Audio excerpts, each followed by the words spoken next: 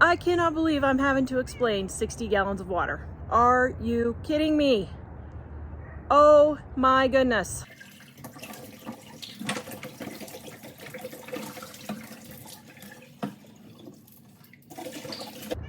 Okay, guys. Wow. Did you blow up our channel over 60 gallons of water? Oh my goodness. I cannot believe it. So you guys just made my video where I was showing how we were refilling our bottles of water for an emergency preparedness. And you made that my #1 video of all time.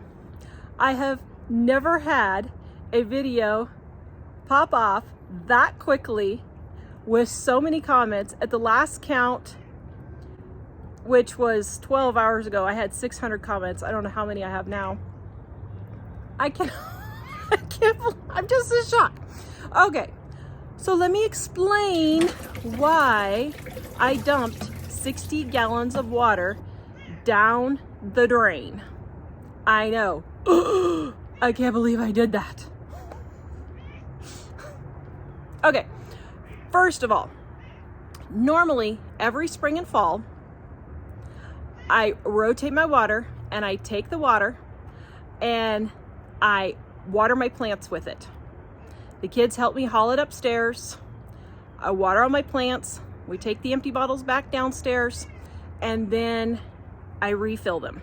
If you guys want to see what's left of my plants, right there, that's what's left. That's all I got left for my fall plants.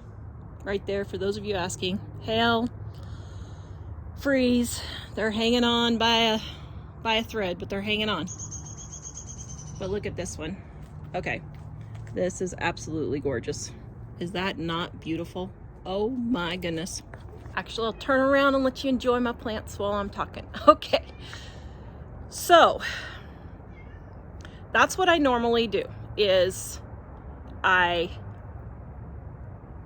empty it by watering all of my plants. My goodness, I am shocked at the number of people who said, this is causing my anxiety to be so bad, I can't even watch this video because you're dumping water down the drain. Oh, I can't watch this. I just can't handle this. This is just too depressing, watching you waste resources like this. You're a prepper. How dare you waste resources like this? You're a prepper. What do you mean just dumping water down the drain? Your son is whistling in the video while you guys are doing this. That's just like a slap in the face for an emergency situation. I mean, these are, guys, go look at the comments. This is literally what people were saying. Then I don't know how many people said, you say you're a prepper, so I'm unsubscribing. I'm never watching this channel again. Okay, don't let the door hit you on the way out. I really don't care. You want to know what? I've gotten more subscribers from this video than I have on any other video. So there are a whole lot of people out there who agree with me. But let me just say, here's what happened. It was 8:30 at night by the time we got home and were able to start rotating the water. Normally I do it in September. I have not been feeling well, so I didn't get it done this fall. And it was actually on my to-do list to get done. I'll move over here so you can see these decorations that I have. This is what I see out my new big window that I love. That's why I wanted the new big window. Okay, so it was 8:30 at night. We were exhausted. We had been doing a whole lot of other things that I haven't even told you guys about, that you guys don't even know about. We had a whole lot of other stuff going on. But the city put out this notice and I'm like, okay, let's get the water refilled in case it gets contaminated. Dave, Jack, and Mike were all helping me, but we were not about to waste our time and energy and possibly medical costs on refilling 60 gallons of water. Here's Mike's explanation on that. Wow, funny, you were a hottie. We gotta be serious. This is serious. Okay, Mike wanted to say something about medically why we didn't dump all the water on the yard. Well, actually, first I was going to just say, Tara may have already said this, but we were in a situation where everything was okay, but there was a hint that the water system was potentially going to go down. So everything was fine in town. There's plenty of water. It cost us like $1.67 for the amount of water that we put in the drain. The thing is that there's not nearly enough water in that to take outside and water the lawn, because that number of gallons is very teensy tiny compared to how much our lawn needs. But you have to consider, what are the other costs potentially involved? We were downstairs in the basement. We would have to haul these things that are like 45 pounds up the stairs and outside. And in the past, we had something that we got for free. We got these bricks for free from a contractor that had been building a prison in this one town. And the contractor just said, hey, if you want them, come get them. We're like, yeah, this is a great deal. We could use these bricks for something. And we went and we were hauling them all. And eventually, I had to go in and get my arm checked, and we spent like $2,000 in medical expenses on working on my arm because we got these free contractor quality, high quality bricks. Well, we never really used the bricks for much of anything. And so, well, no, okay, we did use the bricks, we just ended up moving. Well, yeah. So we only used them for 1 year. We used them to line a raised bed. Yeah. So it wasn't like something building you really need a lot of bricks for. Yeah. So my point on the water thing is, those things are really heavy. The water's not in short supply at the moment. So it wasn't worth $1.60 to potentially bring on a lot of medical bills from carrying all that stuff. For the $1.67, $1.67 for 60 gallons of water that we dumped down the drain, I was not about to waste, first of all, time, and secondly, energy, and thirdly, the possibility of someone falling and tripping in the dark trying to water our sopping wet grass. Look at. You can hear it squishing. It is sopping wet. To add another 60 gallons to everything we've already watered would have absolutely been asinine. Absolutely. Ridiculous. I know I'm repeating myself, but people, you have got to stay calm in an emergency situation. We do not have a lack of water here. Yes, we are in a dry climate, and yes, we are always in a drought here. I mean, probably 75% of the year we're in a drought here. But we have water. We have adequate water, just fine.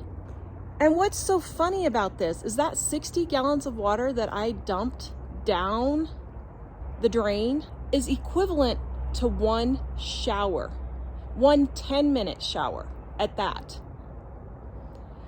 And I just out of curiosity did a post and asked, how long do you take showers? And do you know 30% of the people that I surveyed said they take 15-minute or more showers a day. That is absolutely ridiculous. That's 100 gallons of water. And I dumped 60 down the drain. What? What? Are you just lonely and needing some love or something? Are you just lonely and needing some love, huh? All right. There you go. Does that help? See, you've been in the stickers. I gotta get it videotaped. Then the next thing was people were upset that I wasn't putting it in the toilet. Listen, once again, we weren't gonna haul 45 to 60 pound jugs of water even across the house just to use to fill up the toilet. It wasn't worth someone getting a hernia or something like that at 8:30 at night. Let me just interject here. As I was editing, I noticed something, so I wanted to explain. You might say, Tara, if those jugs are so heavy, why are you using them? Well, because they're easy to fill up and easy to have large quantities of water all in one place. And we store them in our utility room that has a drain, And what we do is we just tip them over into a smaller container so we're not having to lug them all over the place. So we just refill another container in our utility room, then we're not having to lift 40 to 60 pound jugs of water to use them. This video is brought to you by our Dining on a Dime cookbook, quick and easy recipes to get you in and out of the kitchen fast. Did you know that one of the things that I found out from Hurricane Helene is that people do not know how to cook beans and rice or use flour? And so even though they have some of these things and they can use them, they don't know how to use them. All those recipes are in our Dining on a Dime cookbook: how to cook beans, how to cook rice, how to make bread. So if you're in an emergency situation and you still have a way to cook or heat your house, you can still have delicious, filling food even in an emergency. It's 25% off in the description below right now. Then also, as far as the flushing the toilets goes, even if our water's contaminated, we could probably still flush the toilets. But I filled up the tub, I filled up the other containers in the showers just in case. No, Kitty, please don't go into my house. Oh my goodness, this cat really wants to live with us. I know, you're so nice, but I've had my fill of cats. Okay. And I got it all set up just in case we totally lose water. They're only anticipating the water being contaminated with ash and debris from the fire. Or possibly, you know, it could, I don't know, I guess lose power possibly, because we have been having some power outages with all of this too. It's just precautionary at the moment. They made the announcement that everything was contaminated and we couldn't get any water, the pumps were down, all of that. Yes, I would have saved it in those buckets and reused it. It's not that we don't have water, it's that our water could have been contaminated. So I was showing you the process of how we go through refilling those things. Obviously, I didn't show you how I normally do it, and I'm sorry about that. But my goodness, it's 60 gallons of water. We have to flush our water line once a month here. And they open this hydrant down here and they let it run for 10 to 12 hours. I sat and figured that's anywhere from 40 to 50,000 gallons of water. They literally just dump down the hill here because they have to flush the line. The city does not want to replace the water line. We have really bad rust in our water, so once a month they have to come in and flush it all to keep the system going. Yes, it's a huge waste. Yes, I wish I had some way of funneling it and putting it in my yard, but I don't. So that's just the facts of life. Yes, we live in a dry climate, but we do not, in any stretch of the imagination yet, have a water shortage issue. If it would have been a situation where we were in North Carolina with no water at all, yes, I would have put all that water in trash cans. Yes, I would have recycled that water. But since we weren't in that situation, at the moment, the most important thing was just to get it done. I think we have someone who wants to come live with us. Okay, then the next thing I want to address is Jack's whistling. I left Mike joking around and Jack's whistling in there on purpose. You need the camera to see what you're doing?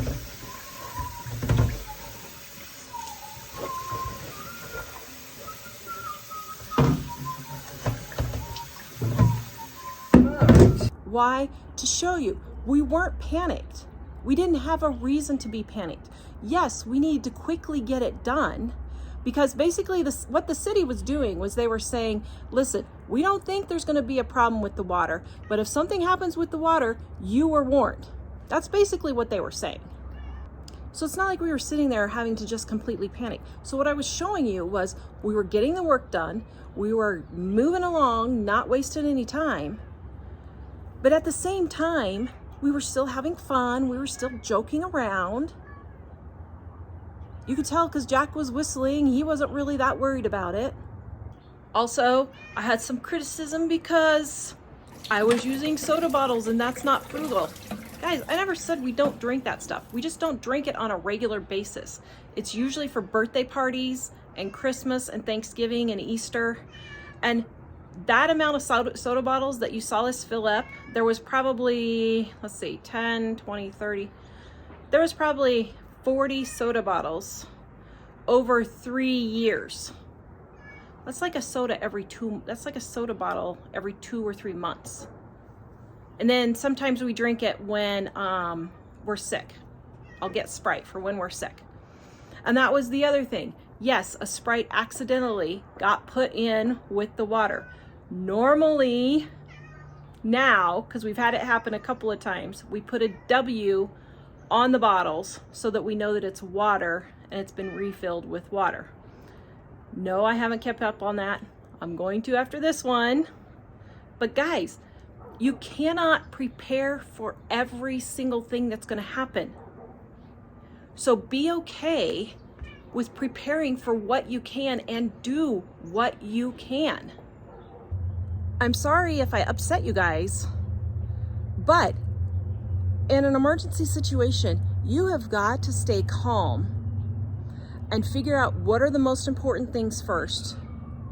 What is worth letting go of and what is worth fighting for, however you want to say that, and determine which things are most important. If you just go around in life completely panicking and not stopping and thinking and trying to figure out the best scenario in the situation that you have at the moment, you are going to end up one of those people who it's having to be rescued, who needs help. And the object is to help yourself as much as you can so that the emergency workers can help those people who are truly in need. When their roads get washed out and they literally can't get out. When their house has been completely ripped off the foundation and they need help. They need to be hauled out of the river. They need to collect the dead bodies. So you've got to stop and think and figure out what is going to be the best course of action for me right now in this situation, and stop panicking and stop reacting to everything.